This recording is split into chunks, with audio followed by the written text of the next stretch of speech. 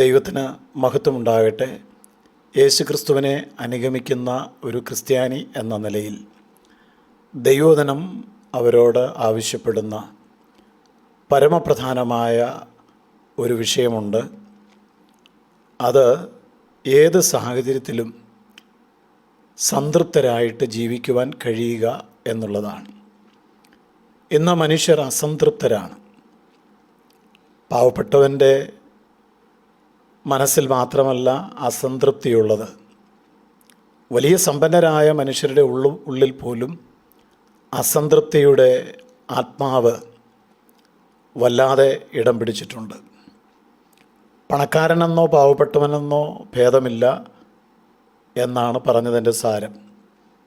ഒരു മനുഷ്യനെന്ന നിലയിൽ ഈ ലോകത്തിൽ നാം ജീവിക്കുമ്പോൾ വ്യത്യസ്ത തരത്തിലുള്ള സ്വഭാവമുള്ള നിലവാരമുള്ള മനുഷ്യരുമായിട്ട് ഇടപഴകേണ്ടതായിട്ട് വരുന്നുണ്ട്. നാം ഇവിടെ ജീവിക്കണമെങ്കിൽ നമ്മുടെ ഇടപാടുകളും ഏർപ്പാടുകളും കൊടുക്കൽ വാങ്ങലുകളും ഒക്കെ നാം ഇവിടെ നിവർത്തിച്ചേ പറ്റൂ. അത് മിക്കവാറും നാം പ്രതീക്ഷിക്കുന്ന നിലയിൽ ആയിരിക്കില്ല. നാം ഇടപെടുകയും കൊടുക്കൽ വാങ്ങലുകൾ നടത്തുകയും ഏർപ്പാടുകളൊക്കെ ചെയ്യുകയും ചെയ്യുന്ന ആളുകളുടെ മനോഭാവം. അതുകൊണ്ട് നമ്മോട് ആളുകൾ പെരുമാറുന്ന കാര്യത്തിൽ നാം സംതൃപ്തരല്ല എന്നുള്ളതാണ് സത്യം. അതായത് നമ്മുടെ മനസ്സിന് സംതൃപ്തി തോന്നുന്ന വിധത്തിലായിരിക്കത്തില്ല പലപ്പോഴും മറ്റുള്ള മനുഷ്യർ നമ്മോട് ഇടപെടുക. പച്ചക്കറികളും പഴവർഗ്ഗങ്ങളും പച്ചമീനും പല വ്യഞ്ജനങ്ങളും നാം അവർ പറയുന്ന പണം കൊടുത്ത് വാങ്ങി വീട്ടിൽ ചെന്ന് പരിശോധിക്കുമ്പോൾ പലപ്പോഴും അതൃപ്തരാവുകയാണ്. കാരണം നാം വഞ്ചിക്കപ്പെട്ടു എന്നുള്ളത് അപ്പോൾ മാത്രമാണ് നമുക്ക് മനസ്സിലാക്കുവാനായിട്ട് കഴിയുന്നത്. ഇങ്ങനെയുള്ള ഒരു സാഹചര്യത്തിൽ എങ്ങനെ സംതൃപ്തിയോടെ നാം ജീവിക്കണം എന്ന് ദൈവം പഠിപ്പിക്കുവാൻ ആഗ്രഹിക്കുന്നുണ്ട്. വേല ചെയ്യുന്നവൻ അവൻ്റെ കൂലി അവന് ലഭിക്കുന്നില്ല, അർഹതപ്പെട്ട കൂലി ലഭിക്കുന്നില്ല എന്ന് ചിന്തിക്കുകയും അസംതൃപ്തനായിട്ട് ജീവിക്കുകയും ചെയ്യുന്നു. അതുപോലെ തന്നെയാണ് കൂലി കൊടുക്കുന്ന മനുഷ്യനും. തനിക്ക് വേണ്ടി വേല ചെയ്യുന്ന കൂലിക്കാരൻ്റെ വേലയിൽ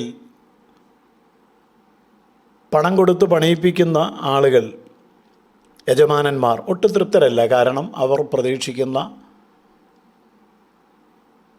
ജോലി ഗുണനിലവാരത്തോടെ ചെയ്യുവാൻ പലപ്പോഴും കൂലിക്കാർക്ക് കഴിയാറില്ല. കൂലി വാങ്ങിക്കുന്നവനും കൂലി കൊടുക്കുന്നവനും അസംതൃപ്തരാണ് എന്ന് നമുക്ക് മനസ്സിലാക്കുവാനായിട്ട് സാധിക്കുന്നു. എന്നാൽ ഒരു ക്രിസ്ത്യാനി എന്ന നിലയിൽ, യേശുക്രിസ്തുവിനെ പിൻപറ്റുന്ന ഒരു വ്യക്തി എന്ന നിലയിൽ ദൈവത്തിൻ്റെ വചനം നമ്മോട് ആവശ്യപ്പെടുന്ന ഒരു പ്രധാന സത്യം നാം അനുസരിക്കണം എന്നാണ് കർത്താവ് ആഗ്രഹിക്കുന്നത്. അതായത് അവകാശം എന്ന പ്രതിഫലം കർത്താവ് നമുക്ക് തരും എന്നറിഞ്ഞുകൊണ്ട് കർത്താവിന് എന്നതുപോലെ നാം പ്രവർത്തിക്കണം എന്നാണ് ദൈവത്തിൻ്റെ വചനം നമ്മോട് ആവശ്യപ്പെടുന്നത്. കർത്താവ് ഒരിക്കലും ആർക്കും കടക്കാരനല്ലല്ലോ.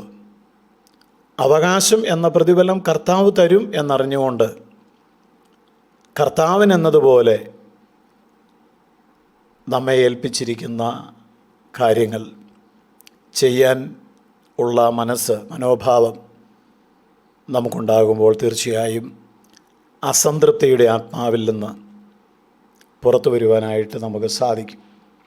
വെളിപ്പാട് പുസ്തകം 22-ാം അധ്യായം 12-ാമത്തെ വാക്യത്തിൽ ഇങ്ങനെ പറഞ്ഞു, ഇതാ ഞാൻ വേഗം വരുന്നു, ഓരോരുത്തന് അവനവൻ്റെ പ്രവൃത്തിക്ക് തക്കവണ്ണം കൊടുപ്പാൻ പ്രതിഫലം എൻ്റെ പക്കൽ ഉണ്ട്.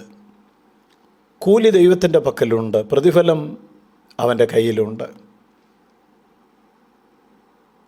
നമുക്ക് യാതൊരു പരാതിയും വരാത്ത നിലയിൽ പ്രതിഫലം വിഭജിക്കുന്ന ദിവസം പൂർണ്ണ സംതൃപ്തരാക്കി സന്തോഷമുള്ളവരാക്കി നമ്മെ തീർക്കുന്ന ദൈവത്തെയാണ് നാം സേവിക്കുന്നത് എന്നുള്ള ചിന്ത നമുക്ക് മുന്നോട്ട് പോകുവാനുള്ള ഊർജ്ജമാണ്.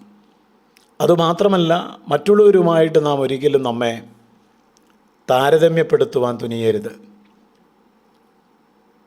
അങ്ങനെ ചെയ്താൽ നമുക്ക് അസംതൃപ്തി എപ്പോഴും ഉണ്ടാകും എന്നുള്ളതാണ് സത്യം. അതുകൊണ്ട് കർത്താവ് പറഞ്ഞു, ഉള്ളതുകൊണ്ട് നിങ്ങൾ തൃപ്തരാകുവീൻ, ഉള്ളതുകൊണ്ട് തൃപ്തരാകുവീൻ. ഞാനോ ലോകാവസാനത്തോളം നിങ്ങളോട് കൂടെയുണ്ട്, കർത്താവ് നിങ്ങൾക്ക് തുണ നിൽക്കും എന്നാണ് തിരുവെഴുത്ത് പറഞ്ഞിരിക്കുന്നത്. അതുകൊണ്ട്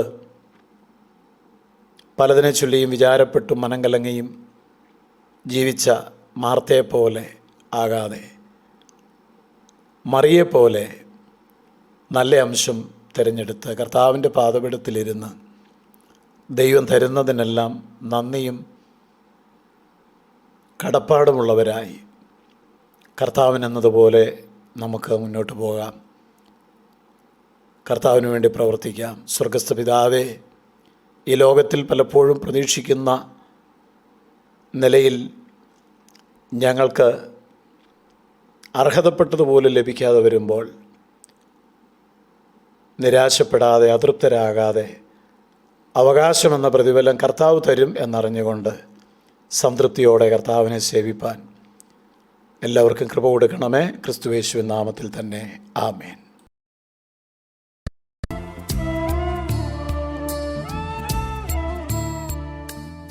ദൈവത്തിന് മഹത്വമുണ്ടാകട്ടെ.